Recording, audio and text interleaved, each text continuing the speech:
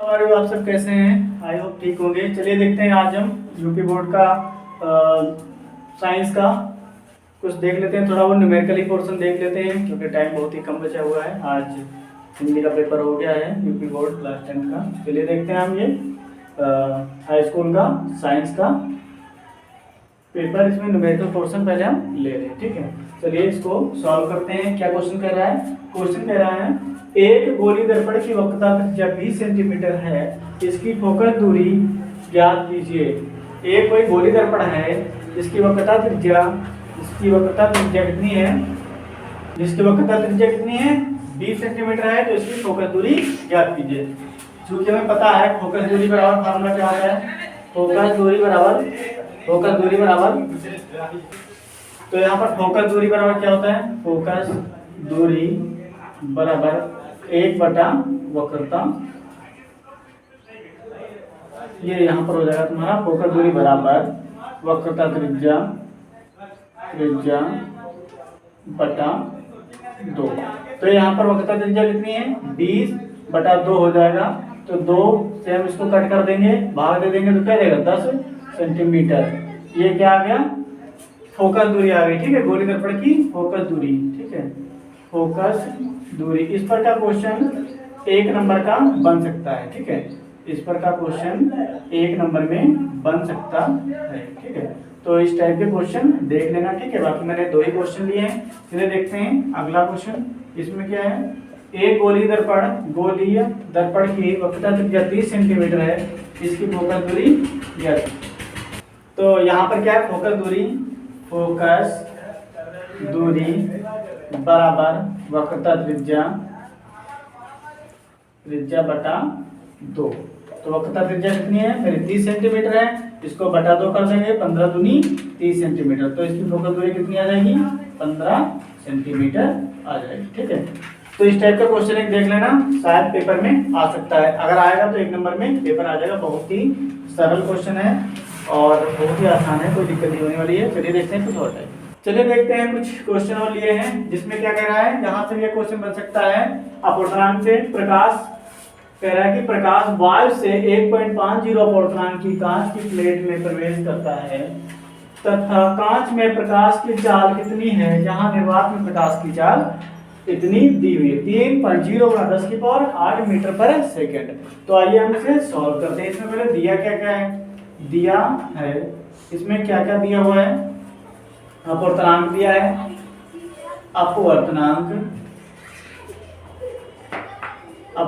मतलब n का मान दिया है। क्या दिया है? 1.50, ठीक है। और क्या कह रहा है? प्रकाश की चाल ज्ञात करनी है माध्यम में, ठीक है, कांच की प्लेट में। तो देखो, माध्यम में प्रकाश की चाल हमें ज्ञात करनी है।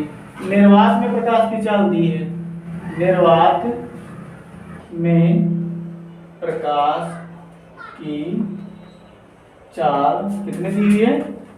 3 × 10⁸ मीटर प्रति सेकेंड।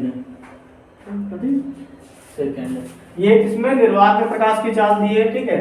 और माध्यम में प्रकाश की चाल हमें ज्ञात करनी है। अपवर्तनांक n दिया हुआ है, ठीक है। तो हमारे पास सूत्र होता है अपवर्तनांक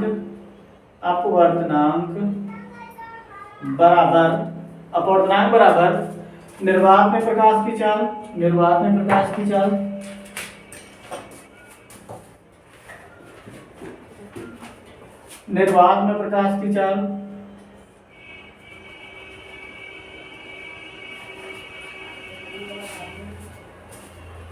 पर निर्वात में प्रकाश की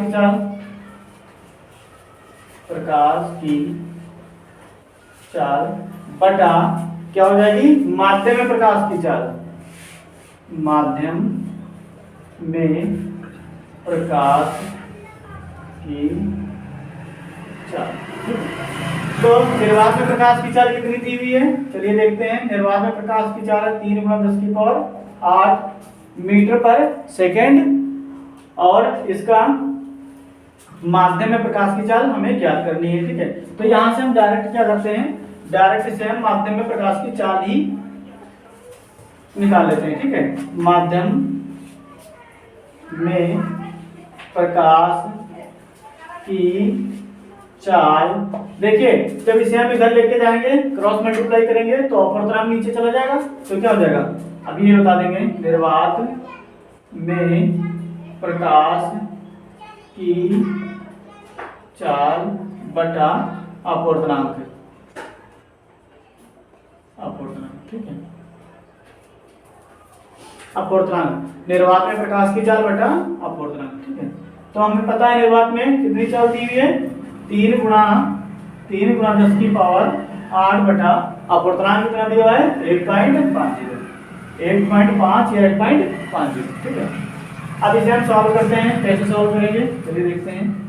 3 गुणा 10 की पावर 8 बटा नीचे दिया हुआ है 1.5, तो 1.5 का क्या करेंगे हम 0, 1.5 का 0 दशमलव हटाएंगे और 0 पर बढ़ाएंगे, तो 30 गुणा 10 की पावर 8 बटा 15, इसे हम देखते हैं डिवाइड करते हैं, तो 15 दूनी 30, तो यहाँ देगा 2 गुणा 10 की पावर 8, या इसे हम लिख सकते हैं 2.0 गुणा 10 की पावर 8 मीटर प्रति सेकेंड, ठीक है। ये क्या आ गई माध्यम में प्रकाश की चाल, माध्यम में प्रकाश की चाल क्या आ गई 2.0 गुणा 10 की पावर 8 मीटर प्रति सेकेंड, ठीक है। आई होप ये क्वेश्चन समझ में आएगा। चलिए इंपॉर्टेंट क्वेश्चन है, इसमें के पेपर में काफी क्वेश्चन मतलब एक क्वेश्चन बन सकता है, ठीक है। चलिए देखते हैं कुछ और क्वेश्चन। वायु के सापेक्ष जल का अपवर्तनांक, वायु के सापेक्ष जल तथा कांच के अपवर्तनांक क्रमशः 1.35 और 1.50 है। यदि प्रकाश की किरण कांच से जल में जा रही हो तो कांच के सापेक्ष जल का अपवर्तनांक ज्ञात कीजिए। तो आइए इसको हम सॉल्व करते हैं। तो हमें 2-3 चीजें पता होनी चाहिए इसको सॉल्व करने के लिए। जैसे हमें पता है वायु यहाँ पर लिखा है, तो वायु के लिए हम क्या लिखते हैं एयर, और एयर के लिए क्या लिखते हैं हम ए, ठीक है। और क्या है जल, जल के लिए हम क्या लिखते हैं वाटर, वाटर के लिए क्या लिखते हैं डब्ल्यू, ठीक है। कांच के लिए क्या लिखते हैं कांच, कांच के लिए क्या लिखते हैं ग्लास, जिसको हम जी लिखते हैं, ठीक है। ये बातें हमें मालूम होनी चाहिए, ठीक है, पता होनी चाहिए। जल को क्या लिखते हैं वायु को क्या लिखते हैं और कांच को क्या लिखते हैं, ठीक है। अब चलिए हम निकालते हैं इसको, देखते हैं इसमें क्या क्या दिया है। वायु के सापेक्ष जल और कांच के अपवर्तनांक, तो सबसे पहले दिया है वायु के सापेक्ष जल, वायु के सापेक्ष जल, तो वायु का मतलब ए, वायु का मतलब ए, ये अपवर्तनांक का साइन है, यहाँ पर हम इसको लिख लेते हैं पहले, वायु के सापेक्ष जल का अपवर्तनांक, इसको हम कैसे लिखेंगे, देखिए वायु के सापेक्ष जल को, तो वायु आगे लिखेंगे, बीच में अपवर्तनांक का साइन, और पीछे जल है तो वाटर डब्ल्यू, ठीक है। तो ये कितना दिया हुआ है, ये दिया है 1.35। इसी प्रकार वहां पर क्या है वायु के सापेक्ष कांच का, तो देखते हैं वायु के सापेक्ष कांच का अपवर्तनांक, अपवर्तनांक कितना हो जाएगा वायु के सापेक्ष कांच का, तो ए एन जी, ये कितना दिया हुआ है 1.50, तो ये हो जाएगा 1.50, ठीक है। 2 चीजें तो मेरे पास मिल गई, ठीक है। अब हमें ज्ञात क्या करना है, ज्ञात करना है यदि प्रकाश की किरण कांच से जल में जा रही हो तो कांच के सापेक्ष जल का अपवर्तनांक ज्ञात कीजिए। कांच के सापेक्ष जल का, तो इसका मतलब क्या है, हमें ज्ञात करना है कांच के सापेक्ष जल का अपवर्तनांक,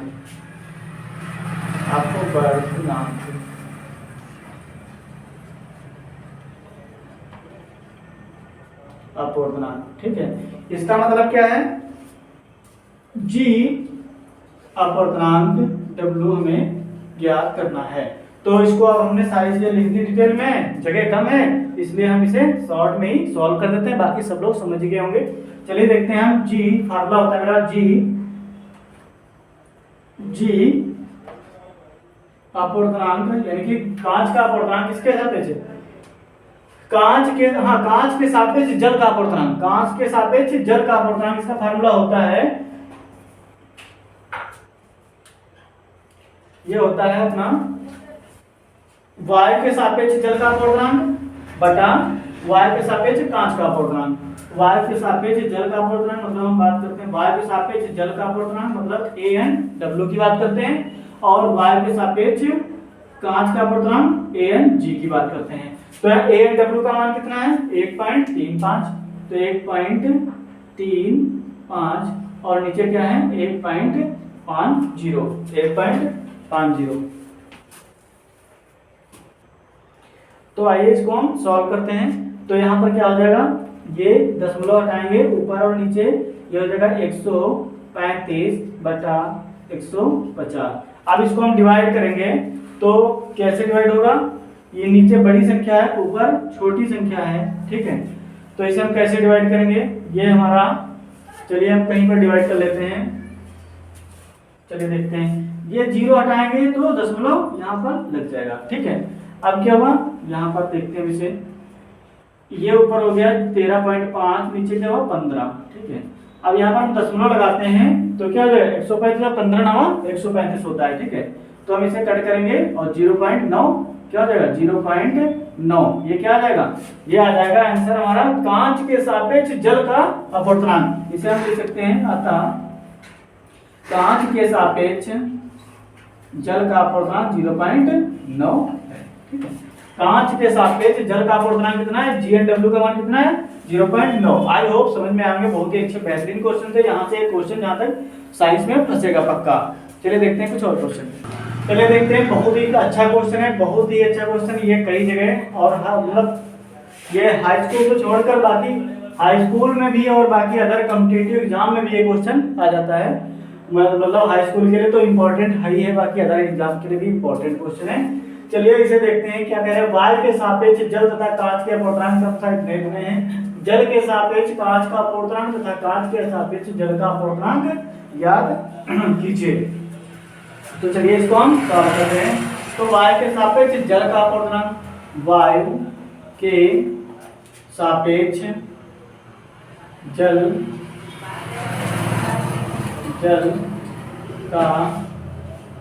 अपवर्तनांक, ठीक है। वायु के सापेक्ष जल का अपवर्तनांक, वायु के सापेक्ष जल का अपवर्तनांक कितना दिया है? वायु के सापेक्ष जल का अपवर्तनांक 4/3, तो 4/3।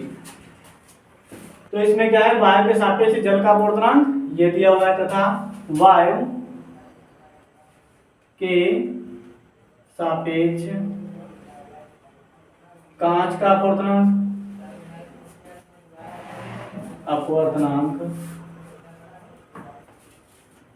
अपवर्तनांक कितना दिया हुआ है? 3/2। इसको बोलते हैं वायु के सापेक्ष कांच मतलब ग्लास का अपवर्तनांक 3/2। अब क्या करें, जल के सापेक्ष कांच का अपवर्तनांक, जल के सापेक्ष कांच का अपवर्तनांक तथा कांच के सापेक्ष जल का अपवर्तनांक ज्ञात करना है, ठीक है। तो चलिए देखते हैं। कांच जल के सापेक्ष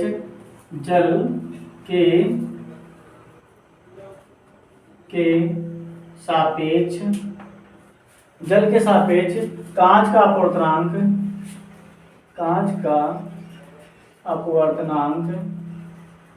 कहने का मतलब जल के सापेक्ष कांच का, तो बात कर रहा है जल के सापेक्ष कांच का, ये हमें ज्ञात करना है। और क्या ज्ञात करना है? जल के कांच के सापेक्ष जल का अपवर्तनांक,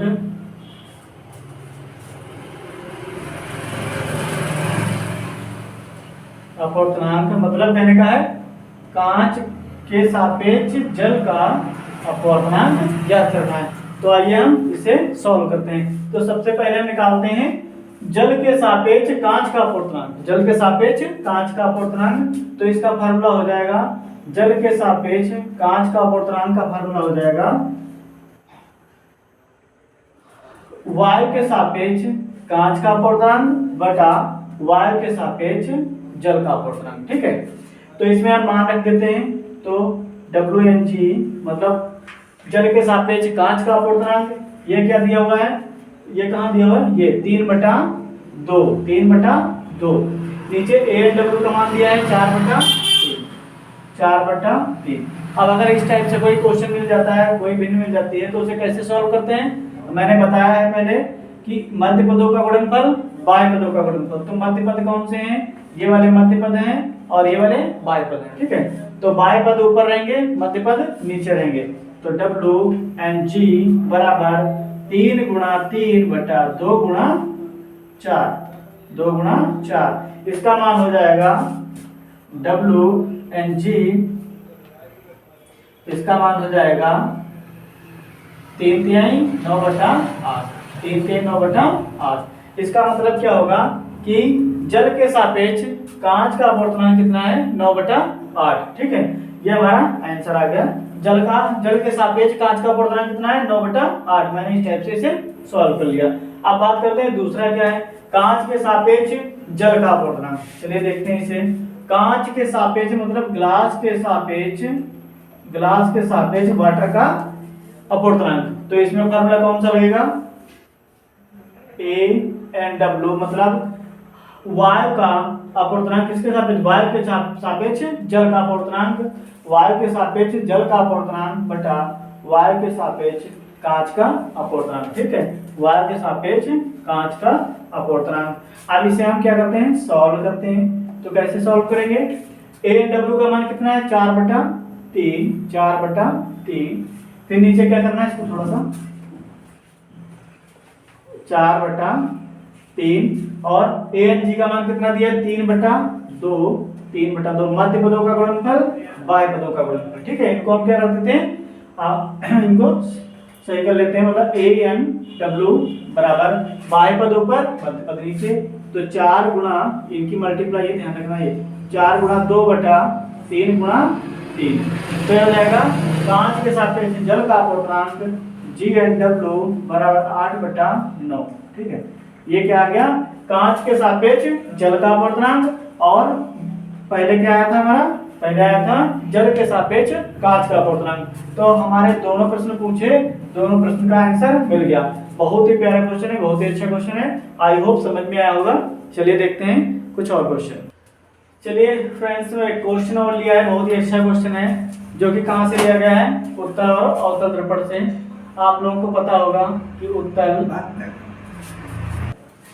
दर्पण क्या होता है, उत्तल दर्पण क्या होता है, उत्तल दर्पण इस प्रकार से बनते हैं। ठीक है, मतलब क्या है कहने का कि वो दर्पण क्या होते हैं जो साइड में क्या होते हैं, पतले होते हैं, साइड में पतले होते हैं। ठीक है, और बीच में मोटे होते हैं। ठीक है, बीच में मोटे होते हैं। ठीक, और क्या होते हैं, अवतल दर्पण क्या होते हैं, अवतल दर्पण क्या होते हैं, वो साइड में मोटे होते हैं और बीच में पतले होते हैं।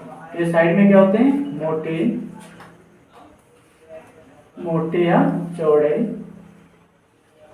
और बीच में क्या होते हैं, पतले, बीच में पतले होते हैं। ठीक है, साइड में मोटे या चौड़े, बीच में पतले होते हैं अवतल दर्पण। और उत्तल दर्पण क्या होते हैं, बीच में मोटे होते हैं और साइड में पतले होते हैं। ठीक है, आई होप ये दोनों समझ में आएंगे। चलिए देखते हैं इनका मतलब न्यूमेरिकल पोर्शन आता है इनसे, तो उसको हम सॉल्व करते हैं। न्यूमेरिकल बहुत ही अच्छे क्वेश्चन आते हैं। तो चलिए देखते हैं 15 सेंटीमीटर फोकस दूरी वाले, जिसमें दिया हुआ है फोकस दूरी F बराबर कितना दिया है, 15 सेंटीमीटर। ठीक है, चलिए देखते हैं। ये चूंकि दर्पण जैसा है, उत्तल दर्पण है, तो यहाँ फोकस दूरी कितनी इसकी दी है, 15 सेंटीमीटर। और किस में रहेगी, प्लस में रहेगी, क्योंकि दर्पण कैसा है, उत्तल। अगर अवतल दर्पण होता है तो फोकस दूरी माइनस में होती है। ठीक है, तो आइए हम देखते हैं दर्पण के सूत्र से क्या देखते हैं।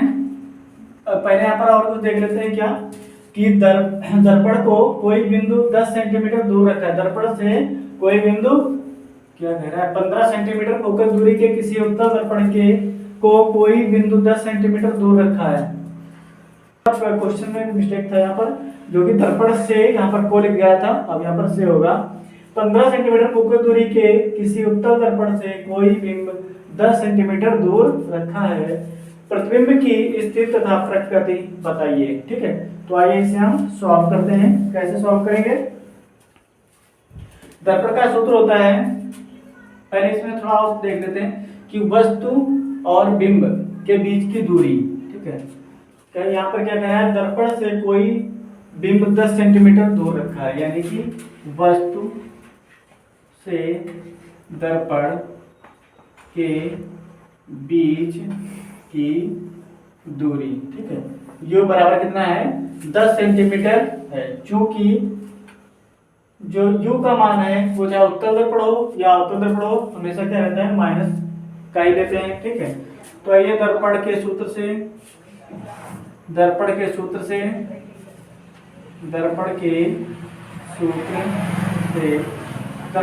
से क्या करते हैं? 1/f बराबर 1/b प्लस 1/u, या 1/f बराबर 1/u प्लस 1/b। ठीक है, या चाहे इसे हम पहले लिख दें या इसे बाद में लिख दें, अथवा इसे हम लिख सकते हैं 1/u plus 1/b, 1/u plus 1/b बराबर 1/f। दोनों बात सेम है, कोई दिक्कत नहीं है। अब क्या करते हैं? हम इनका मान रखते हैं। ठीक है, तो 1/f का मान क्या है? 1/15 बराबर v का मान कितना है? पता नहीं, हमें निकालना है। ठीक है, प्लस 1/u का मान कितना है? माइनस का 10, मतलब u का मान माइनस का 10 है और f का मान प्लस का 15 है। ठीक है, अब क्या करते हैं? 1/15 बराबर 1/b प्लस माइनस क्या हो जाएगा? प्लस माइनस क्या होता है? माइनस 1/10। अब हम क्या करते हैं? 10 इधर माइनस है, 1/10 उधर लेके जाएंगे तो प्लस हो जाएगा। तो 1/15 प्लस 1/10 बराबर 1/v। अब इसे हम सॉल्व कर लेते हैं। इनका एलसीएम लेके, एलसीएम कितना आएगा? एलसीएम में आएगा इनका 60। चाहे निकाल के देख लीजिए, 15 और 10 का एलसीएम निकाल लीजिए। तो 5 या 15, 5 दूनी 10, 3 दूनी 6 पंचे 30, नहीं गलत हो गया, 30 आएगा एलसीएम, 30 आएगा। ठीक है, 30 आएगा एलसीएम। ठीक, यहाँ पर क्या होगा? 2 से मल्टीप्लाई, यहाँ 2 से मल्टीप्लाई, यहाँ पर 3 से, यहाँ पर 3 से। ठीक है, अब इसे सॉल्व कर लेते हैं। 2 एकम 2 प्लस 3/30। ठीक है, बराबर 1/b। अब हम 1/b को इधर ले आते हैं, तो 1/b बराबर 5/30। ठीक है, तो अब इसे हम और सॉल्व कर लेते हैं आगे। 1/b को हम क्रॉस मल्टीप्लाई करा देते हैं। ठीक है, कैंची की गुणा करा देते हैं, तो ये हो जाएगा 5 × b बराबर 1 × 30। तो b बराबर 30 बटा कितना हो जाएगा? 5। b बराबर 30/5, 5 छक्का 30, तो ये कितना आया? प्लस का 30 सेंटीमीटर आया। ठीक है, जब v का मान प्लस 30 से 6 सेंटीमीटर आया, जब v का मान प्लस में 6 सेंटीमीटर आया, तो इसका मतलब क्या है? यहाँ पर दर्पण की स्थिति देखो तो क्या होगा? प्रतिबिंब कहाँ पर बनेगा? अतः प्रतिबिंब दर्पण के पीछे, अगर इसमें माइनस आता तो क्या होता? कंडीशन कुछ और होती, अगर प्लस है तो कंडीशन कुछ और होगी। दर्पण के पीछे 6 सेंटीमीटर दूरी पर बनेगा। ठीक है, 6 सेंटीमीटर दूरी पर बनेगा। और इसमें जो ये प्लस का साइन है, प्लस का साइन क्या शो कर रहा है? प्रतिबिंब कैसा होगा? जिसमें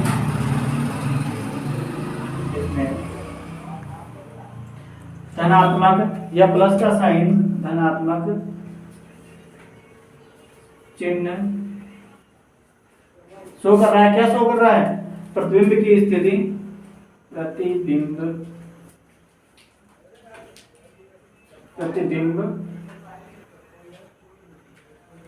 की स्थिति को शो करता है, प्रतिबिंब की स्थिति को शो करता है। और क्या बनेगा, धनात्मक चिन्ह प्रतिबिंब की स्थिति को दर्शाता है, ठीक है। और इसमें क्या है, अतः प्रतिबिंब क्या बनेगा, अर्थात प्रतिबिंब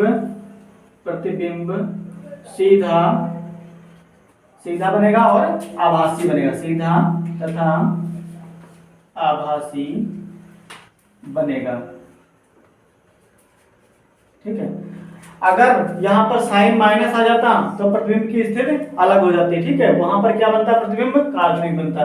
आप देखिए फिर से एक बार समझ लेते हैं, मतलब फोकस दूरी दी हुई है, फोकस दूरी अगर मतलब उत्तल लेंस है तो प्लस रहेगी, अवतल लेंस है तो माइनस रहेगी। वस्तु से दर्पण के बीच की दूरी u बराबर हमेशा माइनस रहती है, चाहे वो अवतल दर्पण हो चाहे उत्तल दर्पण हो। दर्पण के सूत्र से 1/m बराबर 1/b प्लस 1/u से हम क्या करते हैं, f का मान रखते हैं और u का मान रखते हैं। वहां से एक इक्वेशन बन जाती है, उसे हम सॉल्व कर लेते हैं, जहां से b का मान सॉल्व होकर कितना आएगा, +6 आएगा। b का मान ये शो करता है कि जो प्रतिबिंब की स्थिति है वो कहां पर बनेगा, कैसा बनेगा, तो प्रतिबिंब दर्पण के पीछे 6 सेंटीमीटर की दूरी पर बनेगा, जिसमें धनात्मक चिन्ह क्या शो कर रहा है, धनात्मक चिन्ह यह शो कर रहा है कि प्रतिबिंब कैसा होगा, सीधा होगा और आभासी होगा, ठीक है। आई होप आप लोगों को समझ में आया होगा। अगर समझ में आया हो तो वीडियो को लाइक कीजिए और शेयर कीजिए। चलिए देखते हैं एक और क्वेश्चन। चलिए देखते हैं, एक ये क्वेश्चन है मेरे पास जो कि अभी मैंने उत्तल दर्पण से लिया था, अब इसे ले रहे हैं हम अवतल दर्पण से, ठीक है। इसमें क्या कह रहा है, अवतल दर्पण है जिसकी फोकस दूरी 5 सेंटीमीटर है, इसके सामने 10 सेंटीमीटर की दूरी पर रखी वस्तु का प्रतिबिंब कहां पर बनेगा, और प्रश्न पूछ रहा है क्या वह वास्तविक होगा या नहीं होगा, ठीक है। तो आइए हम इसे सॉल्व करते हैं। तो इसमें सबसे पहले क्या कह रहा है, एक अवतल दर्पण, दर्पण कैसा है, चूंकि दर्पण कैसा है, दर्पण अवतल है, अवतल है। तो इसमें क्या होता है, दर्पण कैसा है, अवतल है, ठीक है। जब दर्पण अवतल है तो इसमें क्या होगा, फोकस दूरी क्या होगी, दर्पण की फोकस दूरी बराबर क्या होगी, -5 सेंटीमीटर, क्योंकि मैंने बताया था कि अगर दर्पण उत्तल है तो फोकस दूरी प्लस में होगी, अगर दर्पण अवतल है तो फोकस दूरी माइनस में होगी। आई होप समझ में आ गया। चलिए देखते हैं, इसमें फोकस दूरी दिया है, इसके सामने क्या कह रहा है कि सामने 10 सेंटीमीटर की दूरी पर एक वस्तु रखी है, ठीक है। कहने का मतलब वस्तु की दर्पण से दूरी, वस्तु की दर्पण से दूरी, वस्तु से दर्पण की दूरी, वस्तु से दर्पण की दूरी कितनी हो जाएगी, 10, यानी कि ये मान, ये किसका मान है, f का, ये किसका मान है, f का, और ये मान है u का, जो कि माइनस में हमेशा रहेगा, चाहे वो उत्तल दर्पण हो चाहे अवतल दर्पण हो। तो इसमें क्या 10 सेंटीमीटर क्या होगी, ये माइनस में होगी, ठीक है, 10 सेंटीमीटर दूरी। अब हमें ज्ञात क्या करना है, प्रतिबिंब की स्थिति ज्ञात करनी है। कहने का मतलब प्रतिबिंब की दूरी, दर्पण से प्रतिबिंब की दूरी b बराबर ज्ञात करना है, b बराबर ज्ञात करना है, ठीक है। तो चलिए हम दर्पण के सूत्र से फाइंड करते हैं, दर्पण के सूत्र से क्या करते हैं, दर्पण के सूत्र से 1/f बराबर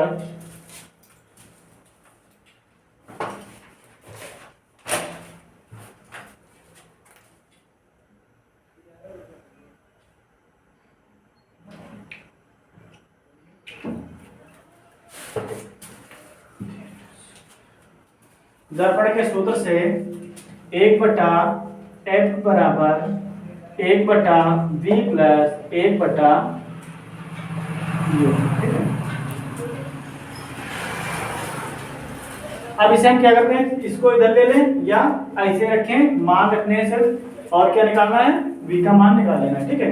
तो आइए हम इसे क्या करते हैं, 1/v बराबर 1/v प्लस 1/u बराबर 1/f, ठीक है। इसे क्या करते हैं, पूरा उधर ले गए और ये वाला पूरा इधर ले आए। ठीक है, अब क्या करना है, हमें निकालना v का मान है, तो u को हम उधर ले जाते हैं। तो 1/v बराबर 1/f minus 1/v u, 1/u। ठीक, यहाँ पर माइनस आएगा। ठीक है, तो चलिए क्या करते हैं हम, 1/v बराबर 1/f। 1/f का मान कितना है, -5, यानी कि f का मान -5 है तो हो जाएगा -5। और यहाँ पर क्या हो जाएगा, u का मान कितना है, u का मान -10 है तो ये हो जाएगा माइनस का साइन यहाँ पर लगेगा, और u का मान -10 है तो ये इस टाइप से हो जाएगा। ठीक है, अब हम क्या करते हैं, 1/v और सॉल्व करते हैं, -1/5 माइनस क्या हो जाएगा, प्लस हो जाएगा, माइनस प्लस हो जाएगा 1/10। ठीक है, अब हम क्या करते हैं, चूंकि ये प्लस में माइनस में तो प्लस वाले को आगे ले आते हैं। ठीक है, तो 1/v बराबर 1/10 माइनस 1/5। अब इनका दोनों का एलसीएम लेके जैसे फ्रैक्शन को सॉल्व करते हैं, भिन्न को सॉल्व करते हैं, उसी प्रकार से सॉल्व कर लेते हैं। तो दोनों का एलसीएम लेंगे, लासा लेंगे, लासा आएगा 10। 10 कैसे आएगा देखते हैं, 10, 5 का एलसीएम लेंगे तो यहाँ 5 से काट दीजिए, 5 दूनी 10, 5 1 5, 2 पंचे 10, लासा कितना आ गया 10, लासा कितना आ जाएगा 10। कहने का मतलब 10 इसके नीचे भी लाना है, 10 इसके नीचे भी लाना है, तो हम क्या करते हैं, 10 में तो किसी से मल्टीप्लाई नहीं करना पड़ेगा, लेकिन 5 में हमें मल्टीप्लाई करना पड़ेगा, किससे, 2 से, और ऊपर भी 2 से। ठीक है, तो ये हो जाएगा 1/v बराबर 1 माइनस 2 बटा, ये हो जाएगा नीचे 10। अब हम क्या करते हैं, 1 में से 2 तो जाएगा नहीं, तो हम क्या करते हैं, बड़ी संख्या से, अगर हमेशा कभी भी ऐसी कंडीशन आए कि कोई संख्या एक बड़ी है और एक छोटी है, एक माइनस की एक प्लस की, तो हम हमेशा क्या करेंगे, बड़ी संख्या से छोटी संख्या घटाएंगे और चिन्ह हमेशा बड़ी संख्या का रहेगा। ठीक है, तो चलिए 2 में से 1 घटा देते हैं, कितना बचेगा, बचेगा मेरे पास 1 बटा नीचे 10 हो जाएगा। बचेगा काहे का, क्योंकि माइनस जो 2 है उसके पास क्या है, माइनस है, मैंने कहा कि बड़ी संख्या होगी उसी का चिन्ह हमें लगाना है, तो माइनस की संख्या का चिन्ह लगा दिया। ठीक है, अब क्या करेंगे, क्रॉस मल्टीप्लाई कर देंगे, तो क्या हो जाएगा, v × -1, तो v × -1 बराबर 10 हो जाएगा, तो v बराबर माइनस का 10 सेंटीमीटर हो जाएगा। ठीक है, ये मान किसका आ गया, ये मान v का आ गया, ये मान v का आ गया। अब हमें क्या बताना है कि इसकी कंडीशन बतानी है, सिचुएशन बतानी है कि प्रतिबिंब कहाँ पर बनेगा और क्या वास्तविक होगा। तो प्रतिबिंब जब माइनस में डिस्टेंस आगे मैंने बताया था, अगर प्लस में आएगी तो प्रतिबिंब दर्पण के पीछे बनेगा, अगर माइनस में आएगी दूरी तो दर्पण के आगे प्रतिबिंब बनेगा। ठीक है, यदि v का मान प्लस में आता है तो दर्पण का जो प्रतिबिंब बनेगा वो दर्पण के पीछे बनेगा, अगर v का मान प्लस में आता है तो पीछे बनेगा, अगर v का मान माइनस में आता है तो प्रतिबिंब जो होगा दर्पण के सामने बनेगा। ठीक है, चूंकि अतः प्रतिबिंब दर्पण के सामने 10 सेंटीमीटर की दूरी पर बनेगा। ठीक है, बनेगा, तथा ये क्या होगा, अब बनेगा तो वहां पर, लेकिन ये होगा क्या, इसकी कंडीशन क्या होगी, ये क्या होगा, तथा यह वास्तविक होगा। ठीक है, आई होप आज का सेशन आप लोगों को अच्छा लगा होगा, तो अगर अच्छा लगा हो तो लाइक कीजिए, शेयर कीजिए और सब्सक्राइब कीजिए मेरा चैनल। Thank you. बाकी इसमें जो मैंने क्वेश्चन लिए हैं इसके अलावा और आगे के क्वेश्चन में सारा जो है ये मतलब जो जितनी मतलब है साइंस, तो हम कोशिश करेंगे 2-3 लेक्चर में शॉर्टकट तरीके से एक पॉइंट जहां से क्वेश्चन आता है हाई स्कूल की परीक्षा में, वहां से लेकर हम इसे एक मतलब जो है क्वेश्चन मतलब कहां से कैसे बनता है वो सारा लेकर वीडियो में बना देंगे। 2-3 वीडियो 2-3 पार्ट हो जाएंगे, उसमें बना के सभी को दे देंगे। ठीक है, आप लोग वॉच कीजिए और मतलब मेहनत करके अच्छे से अच्छे नंबर लाइए, इसी आशा के साथ चलिए बाय।